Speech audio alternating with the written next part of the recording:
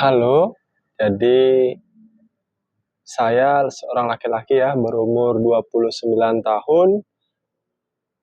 Em, saya akan membuat video melalui channel saya dengan tujuan menyimpan ya, atau curhat, menyimpan dari cara saya berpikir, proses saya berkembang. Jadi saya akan tuangkan dalam YouTube ini. Nah, YouTube ini saya tidak berharap sih ada yang menonton. Tapi kalau ada yang mau mendengar cerita-cerita keseharian dan cara berpikir saya, tidak apa-apa. Atau barangkali rekan-rekan ada yang sharing-sharing, atau punya hal yang relate ya, barangkali saya dapat berguna dan membantu rekan-rekan penonton setia saya. Ya, oke, jadi sedikit saya kupas background. Saya pendidikan terakhir S2, bekerja di ngajar ya, salah satu perguruan tinggi swasta. Kemudian orang tua ya, saya bertiga bersaudara.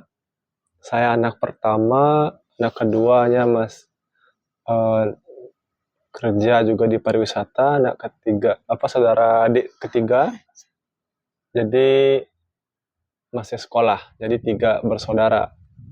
Kemudian bapak kerja sebagai pemandu wisata dan ibu bekerja sebagai penjahit, jadi membuat tas ya, garment. Nah,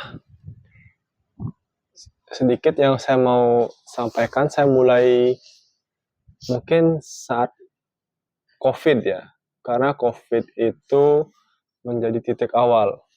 Nah, sebelum COVID itu kita beraktivitas seperti biasa ya. Saya mengajar, kemudian bapak kerja, ibu juga kerja.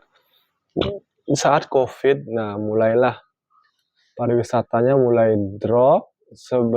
Sebelumnya kita nggak percaya kalau bentar aja selesai. Nah, saat COVID itu saya sedang jalan arisan 1 juta. Di kampus, aku punya ikut arisan 1 juta karena sebelumnya berpikir gini.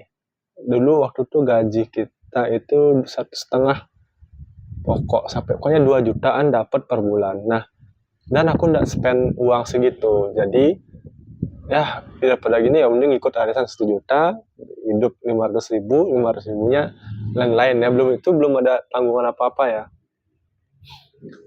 belum bayar wifi, belum, ya itu di luar dari itu. Akhirnya ikut arisan 1 juta, itu masih jalan saat COVID. Nah, sampai 6 bulan berjalan tuh kita belum sadar, kita masih menikmati fase-fase ya udah work from home waktu itu, menikmati sampai di titik. Tapi bapak nggak kerja, udah mulai berkurang ya, atau bahkan nol saat itu. Ibu juga nggak dapat pasuh, nggak dapat jahit tas. Nah, kemudian seiring berjalannya waktu, nah ini udah kebodohan terbesar sini. Waktu itu ada emas. Saya punya emas 9 gram. 9 komaan ke atas. Dan itu harganya 700 ribu waktu itu. Per gram. Waktu itu ingat saya 9 gram itu harganya kurang lebih 9 jutaan, 8 jutaan lah. 8-9 jutaan lah. Nah, akhirnya enggak, 700 ribu, 7 juta, 7 juta sampai 8 jutaan. Akhirnya emas itu tembus 1 juta. Belum 1 juta, 950-an, hampir 1 juta. Dan terjuallah itu emas. Akhirnya aku pegang cash sejumlah 9 juta. Kalau itu aku masih pegang, mungkin sekarang udah 18 juta, 2 kali lipat. Itu dari 2020 ya. Nah, akhirnya saya megang cash. Kemudian bodohnya saya itu buat kolam, Cong. Aku buat kolam ikan waktu Pakai uang COVID. masuk. Pakai uang arisan. Waktu itu emas cair, arisan juga cair. Uang masuk tuh kayak apa ya? Uang emas itu masih aku hold dalam gini. Akhirnya aku buat kolam ikan habis 7 juta. Itu gitu nikah. Itu masih belum gini, belum sadar. Tapi udah mulai, kan work from home ya, semua kreativitas di dalam rumah itu membangun inilah itulah. Jadi jalan itu sampai, tapi ibu dan bapak udah mulai resah ya, karena tabungannya mulai menipis. Jadi sampai selesai kolam itu selesai, masih senang ya, tapi nggak bisa ngisi lagi karena ekonomi udah mulai terasa. Sampai waduh, itu kalau diingat-ingat lagi sedih lah, bro. Ya, sedih. Jadi waktu itu gini ceritanya, bapak nggak kerja, ibu nggak kerja, jadi full aku yang backup. Beras, semua kebutuhan tuh aku yang backup sampai di titik pasrah. Waktu itu bapak punya tabungan pendidikan kadek, tabungan pendidikan komang, tabungan pendidik. Waktu itu kadek kuliah, adik saya kuliah, tabungannya dipakai 10 juta. Untung dia kuliah pariwisata ya, nggak terlalu mahal, 10 juta sampai 15 juta. Sisanya tuh habis dipakein biaya hidup dulu, bertahan hidup tanpa kerja. Kemudian lanjut sampai bertahan sampai mengurus, mulai nyentuh tabungannya komang. Nah, sampai dah di titik, Pak, ini apa nih? Apa nih harus kita lakuin? Kok kita diem? Akhirnya kita jor-joran, Pak, berapa punya uang? Yuk, kita coba cari solusi. Akhirnya kita berdagang. Sempat memulai berdagang tuh konflik. Ya, ibu nggak mau, bapak, waktu itu semua di rumah ya, bapak, kadek, komang mau. Karena dia nggak ada apa, tapi ibu nggak mau. Kenapa nggak mau? Ibu trauma dia trauma dulu perjualan dan gagal. Nah, terus akhirnya kita putuskan tetap jalan, akhirnya jualan. Cari-cari, untung ada bibit-bibit yang di pasar itu. Akhirnya dicariin tempat dan oke, kita dapat lapak di pasar. Mulai jualan. Jualan itu berapa kalau nggak salah tuh, tempat itu 10 jutaan sama dan lain-lain lah. Akhirnya mulai jualan. Pas COVID 2002 udah lewat sih dikit. 2020 kan mulai work from home tuh awal-awal tuh. Nah, 2020 akhir apa 2021 awal sekitaran itu. Habis jualan, ibu kena mental. Kena mental, ketemu karakter pembeli dan lain-lain. Tapi emang ekonominya lagi lesu ya. Sampai akhirnya bertahan lah. Saya mulai, kalau aku tetap kerja seperti biasa. Dari sana dah setiap malam berpikir, kalau diingat-ingat lagi aku bisa menghidupin keluargaku sampai kita, oh ya cerita juga nih, ibu bapak aku sempat berantem juga gara-gara di warung. Jadi ya ada setuju dan ada setuju, sampai ada ingat waktu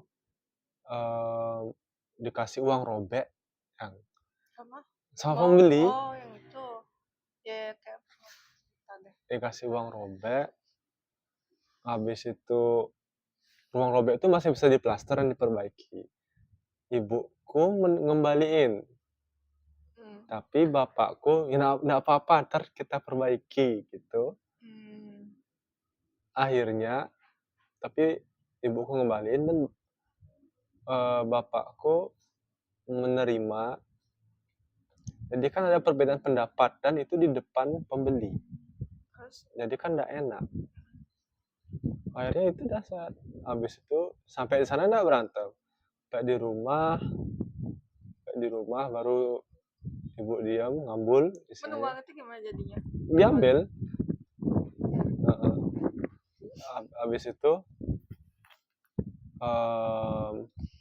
kemudian di rumah ibu dia ngambul, habis itu diungkit lah, langsung bapakku banting HP sambil nangis. Nah gini saya salahin, langsung aku peluk bapakku biar enggak merasa sendiri. Tapi kalau dipikir-pikir, kalau di posisi bapakku mungkin aku enggak kuat, Mungkin kayak akan melakukan hal yang sama mungkin atau lebih. karena gini, bapakku itu bebannya besar, berat, dia kepala keluarga tapi enggak kerja, sedangkan ibu jualan. Udah mendampingin juga kerja, tapi bapak ini merasa dia gagal gitu loh. Disalahin, tapi dia gagal gitu loh. Mentalnya lagi down banget pas itu. Langsung banting, langsung ibuku diam aja, bapakku nangis, aku peluk coba tenangin, ibuku balik ke kamar, aku telepon adik-adik, balik. Itu pas COVID tuh. Gimana ekonomi yang mengerikan. Sampailah kita akhirnya bisa melewati itu. Usahanya juga, warung sembakonya juga sedang berjalan, masih berjalan. Cuma dari dulu aku ngide untuk memisahkan uang usaha sama uang kebutuhan rumah tangga belum bisa sih. Karena pemikiran cara berjualan zaman dulu dianggap ambil dikit, tambah dikit, uang-uang di situ aja dianggap seperti itu. Padahal untuk mengetahui sehat dan tidaknya itu kan harus dipisah ya teman-teman. Nah, pernah juga ya kalau kamu tahu, setiap siang jam 10 aku ke pasar yang ada di Kelungkung beli bahan dagangan Tiap hari? setiap hari. Kan kayak kerja? Oh iya di rumah. Work from home waktu itu. Kadang bapakku bisa, kadang aku aja, kadang aku sama adikku. Panas ya di sana. Gimana itu aku bertahan supaya ibuku bisa jualan besok. Ibu capek, nah mungkin ibu capek, nah habis itu kita tuntut untuk belanja ke pasar. Wah, jadi ya itu, kadang bapak sama saya, kadang aku sama adik-adik, kadang bawa motor 2, setiap hari, setiap siang. Sampai waktu awal-awal tuh sampai panas aku, gelem, Oh. gara-gara panas banget di sana. Gitu. Gitulah COVID. Ya, mungkin dari sisi bapakku beda lagi cerita, tapi yang jelas dari COVID itu bapakku mentalnya terganggu, merasa dirinya gagal karena kepala keluarga nggak bekerja. Tuh. Nah, akhirnya sekarang berjalan, ya bersyukur ya, udah diberikan rezeki. Anak-anaknya sekarang kadek kerja di hotel, salah satu hotel di Bali, staff, dan dia gajiku sebulan, gajiku 5 bulan, dia cari dalam sebulan. Itu ya memang ya gitu namanya. Padahal aku kuliahnya 2 tahun, dia kuliahnya 2 tahun. Aku kuliahnya sampai S2, dia kuliahnya cuma 2 tahun. Kalau aku S1-nya kan 4 tahun. S2 2 tahun. Nah, 4 tahun itu baru sarjananya aja, 1 tahunnya profesi, 2 tahunnya tuh magister, berarti ada 7 tahun aku kuliah, sedangkan dia 2 tahun dan gajinya dia gajiku 5 bulan, dia dapat dalam sebulan. Ya, it's okay lah. Tapi aku suka sih adikku lebih hebat dari aku. Sekarang aku udah mau kalah dong. Oke, gitu ya untuk rekan-rekan fase COVID. Ini aku ada di samping pacarku. Nanti mungkin masih harus mencoba ngerayu ya, karena pacarku ini kayaknya nggak mau cerita. Apa dia nggak mau cerita, apa nggak bisa cerita? Ayo kalau penasaran mungkin coba di komen-komen ya. Oke, Kalau terima like-nya banyak, kasih. siapa cerita? Terima kasih Winda. Ngapain ngemis-ngemis? Nggak tanda Orang guys, kita, bohong. orang tujuannya untuk sharing aja. Iya, Kalau nonton ya silakan, kalau suka ya bebas, subscribe ataupun like ya silakan, bebas aja sih. Kalau berguna bermanfaat boleh di support, kalau enggak ya enggak apa-apa. Oke, terima kasih ya. Bye bye.